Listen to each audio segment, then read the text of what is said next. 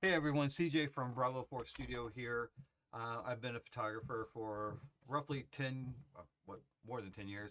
Um, and one thing I hate doing is when I post to social media is writing captions. And if you stick around for the next 10 to 15 minutes, I'm going to show you how to take your captions from this to this without doing anything once you're done editing. Period. Through the magic of AI. So no typing captions, no looking for hashtags, none of that. Just you edit your photo, put it in a certain location, and boom, your captions look amazing. And here we go. So before we get started, we need to look at um, how I'm naming my files because the way I name my files play a big role in being able to create captions that are pulling metadata into the caption and making that caption visible on Instagram. So when I shoot Capture One. Um, Normally I shoot tethered, but obviously Capture One saves all your metadata. Before I begin, I'm working out of, like I said, Capture One, um, and this is a Capture One collection or a Capture One catalog, not a session. Because when I was at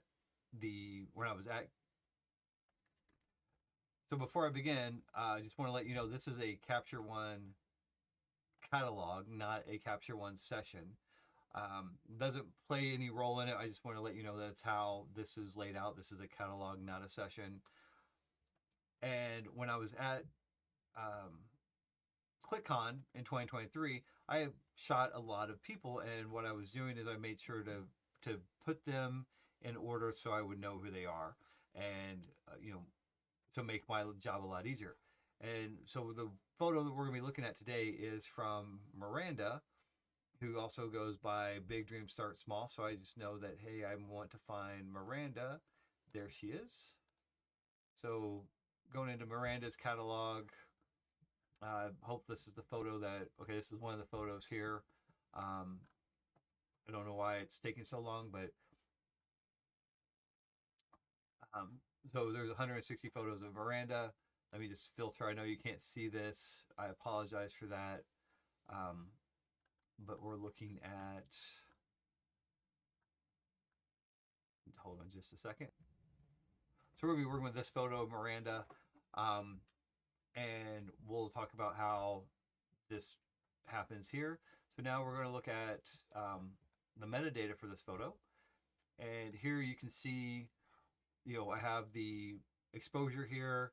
I'm going to go ahead and close it out. And then I have city, and the city that I have is Chicago. That's where I shot this at.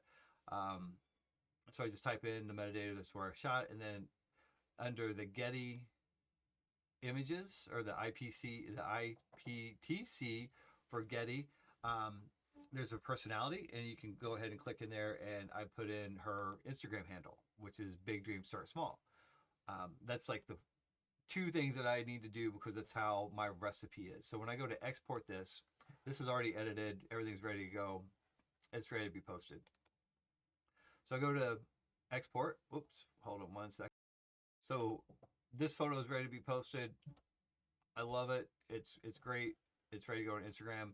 So I want to come up and I want to hit export. You can do export by hitting, the export button here, or you can right click and go into the export. And I want to use the export function. That's going to bring up a dialog box. Here you can see different recipes that I have stored.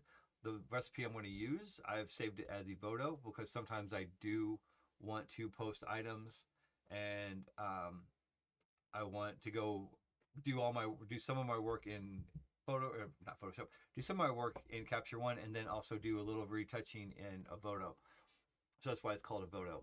But what I want to bring your attention to is this part of the recipe is where I come in here and you can see, let me bring this up a little bit bigger so everyone can see it.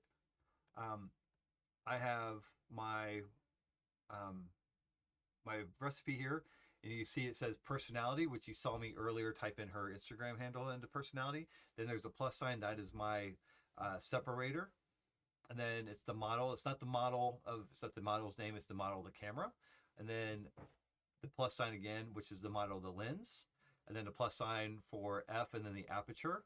And then plus sign ISO, plus sign shutter speed, plus sign image city. And that gives me, you can see here in the example, is that it's showing that that's the full file name for this file. And now where that's going to come into play when I export this is I have a workflow that's going to take that username, or that file name, and dissect it into different pieces. And so each of those items are going to come a input for my caption in Instagram. So if I hit, I'm going to hit cancel because I didn't make any changes.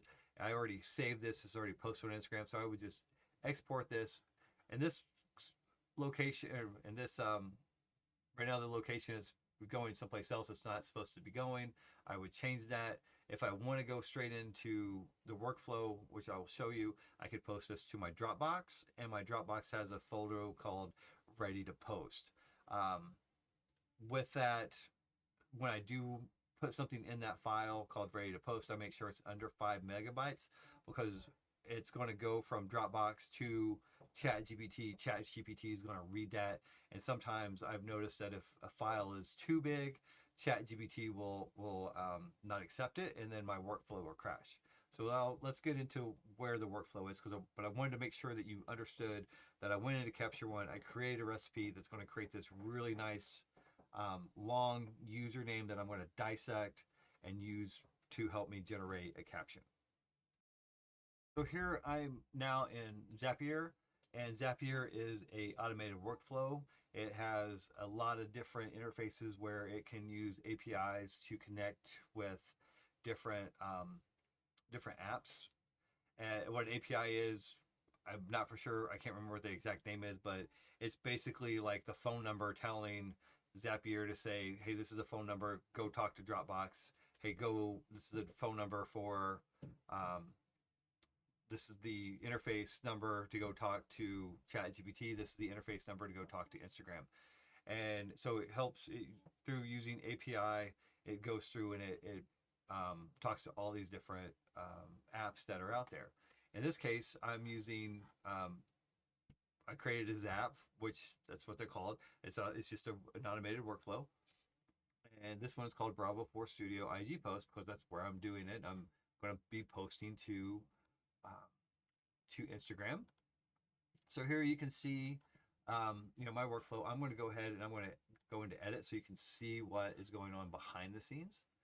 And real high level, it's just looking at a Dropbox folder.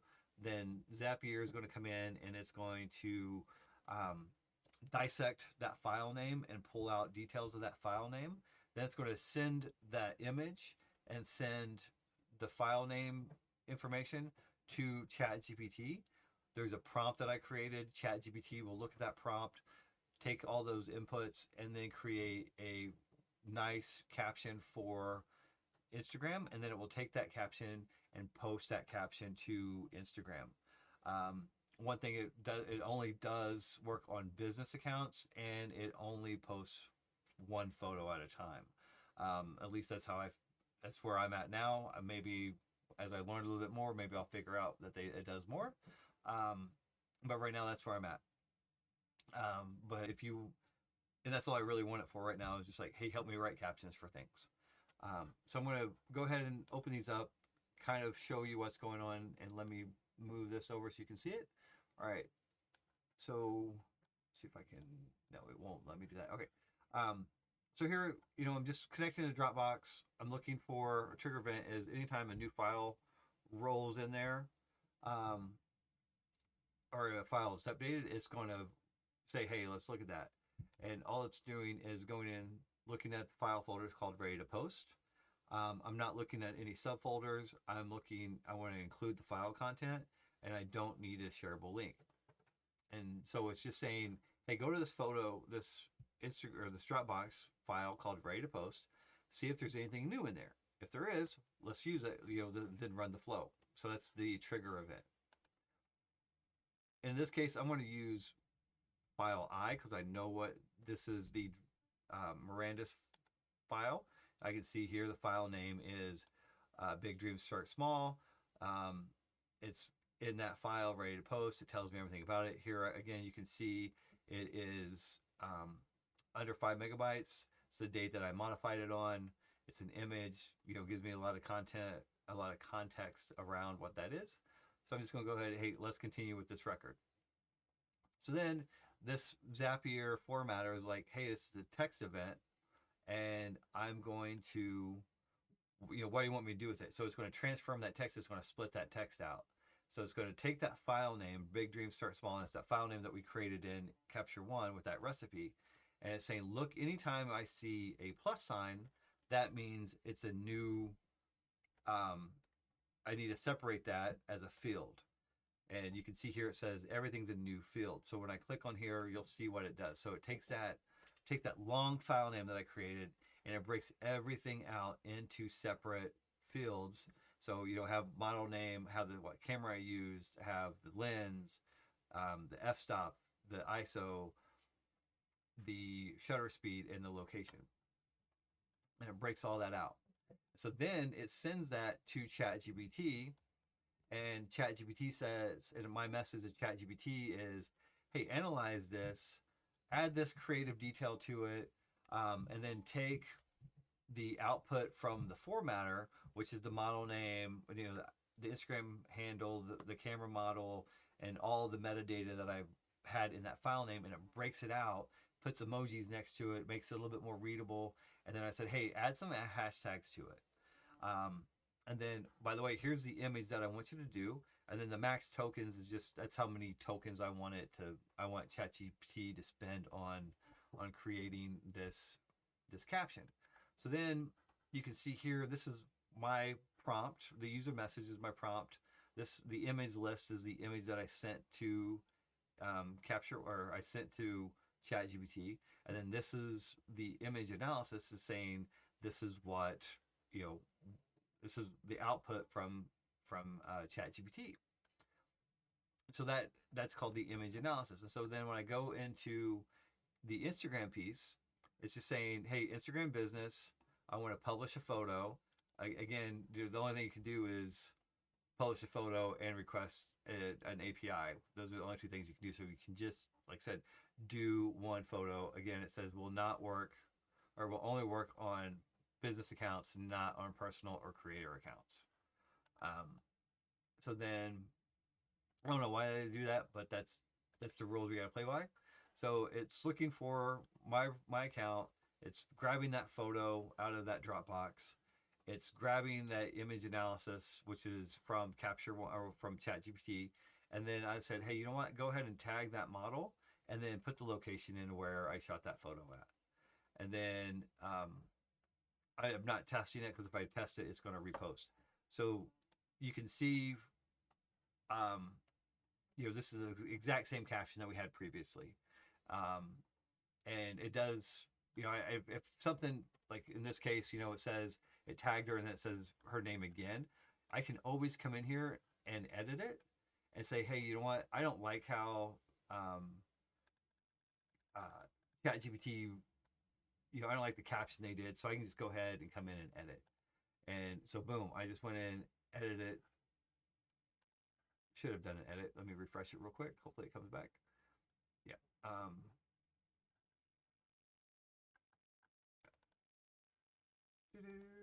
One second. All right, here it is. Oh, I didn't save it probably. So I'm going to come back in real quick, come down, take out where it actually has her name twice, and then click done, and there, now it's gone. And so if for some reason ChatGPT gave me a really weird random post that I didn't care for, I can always come in and adjust it. But it saves me a lot of time from trying, where are these emojis, and typing in like this framework for the model and the camera and the lens and the shutter speed, and it just throws out some hashtags based on the context of the image. And it saves me a lot of time, because I'm like, I don't want to waste my time typing on my phone trying to add all this detail to this post. I just want to take a photo, edit my photo, and then put it in a file, and then my workflow does everything for me. And it makes the time I invested in learning how to do this saves me more time doing things that I want to enjoy doing instead of things that I don't enjoy doing, which is writing captions and writing copy. Um, so, the main thing is that there's AI tools out there that you can use to simplify your workflows and help you get engagement. Obviously, I'm not at that. I have, I think, 16,000 followers or 1,600 followers. Um, and maybe a good post of mine, if a good post of mine gets 20 likes, I'm excited, because that's just where I'm at in my journey on Instagram. But all my posts have been, you know, using that same methodology of, hey, I'm going to edit this photo, and then I'm going to drop it into my Dropbox, and ChatGPT is going to create me um, a caption for Instagram, and I'm done. And all I have to do every once in a while is just check it and make sure that ChatGPT didn't do something weird. But my son will tell me that I have to ask you to like and subscribe and hit the little notification bell, because I plan on making more of these items or more of these videos where I'm helping photographers make better decisions and help them with their workflow. Um, but all these, like I said, all these have been not that one. That's just like, I didn't do this one. I didn't run this for the workflow. So you can see it just says new view, new headshot. Um, but some of these, this was like my first one where I was trying to do that with. Um, but yeah, uh, again, there's a lot of AI tools out there. Please follow me if you want more advice on how to implement AI in your workflow, in your photography workflows. Um, Other than that, hey, thanks for hanging out with me, and I'll talk to you later.